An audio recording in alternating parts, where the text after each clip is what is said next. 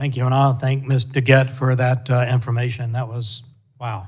I want to discuss what the World Anti-Doping Agency cited as to why they didn't have to investigate the 23 Chinese swimmers who tested positive. First off, is any of this normal?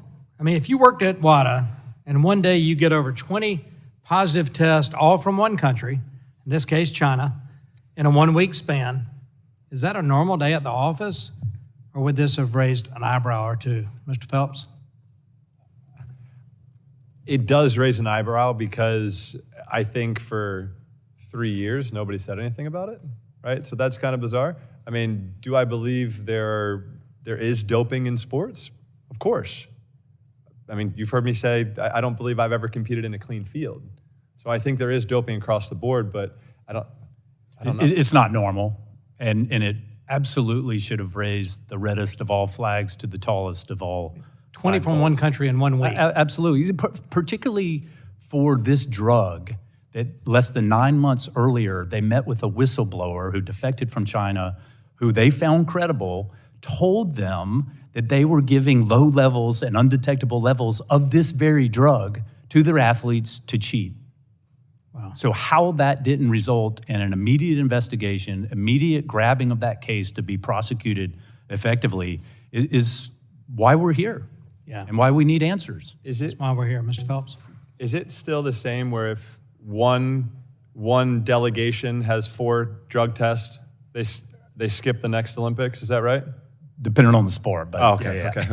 Because throughout, when I was swimming, I was always under the, like, if 4 of our athletes tested positive in one Olympic, or one quad, 4 swimmers test positive in one quad, we're done. We can't compete in the Olympics. They had 23. They competed in that Olympics, and they have the opportunity to still compete at this Olympics in Paris. Wow. And don't think for a second, if I may, that is a terrible day if you're WADA to receive notice of 23 positive tests. They were going to have to likely gut the Chinese swim team going into the 2021 Olympics. Why didn't they? As well as 2022, China was going to host the winter. This is the question. This is what we're asking. Like Russia, are they too big to fail? And that's why you turned a blind eye and allowed them to not follow the rules and sweep these positive tests under the rug. That's the very question we are here for and want and need answers to. I agree on the lifetime ban. Aside from the Russian doping scandal, have any of you ever heard of over 20 positive tests not being investigated? I got a no from Mr. Phelps. Ms. Schmidt? No. One of the reasons they cited for not investigating 23 swimmers who tested positive was because they were, quote, in the same place at the same time when the positive samples arose, end quote.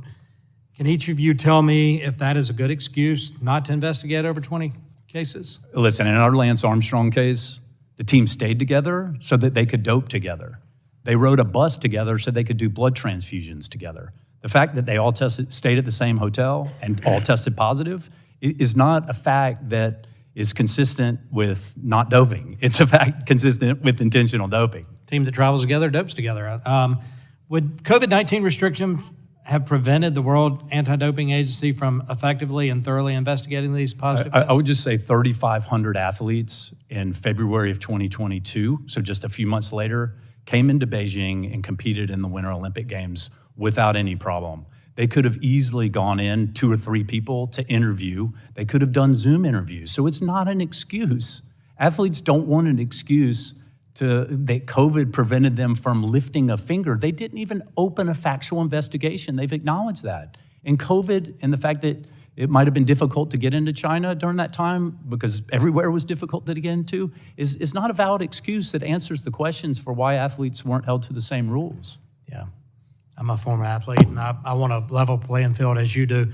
I've got a little bit of time left. Ms. Schmidt, do you want to add anything? Do you have any comments you want to add? I'm grateful for this opportunity, and like all of us up here state that we just want fairness in sport. Like you stated, we want fairness in sport. And sport has given me so many opportunities, and I hope that I can have children that are in sport that have opportunities and know that they're competing on a clean playing, fair playing field. Thank you. Mr. Baca, your lack of being here speaks volumes. Mr. Chairman, I yield back.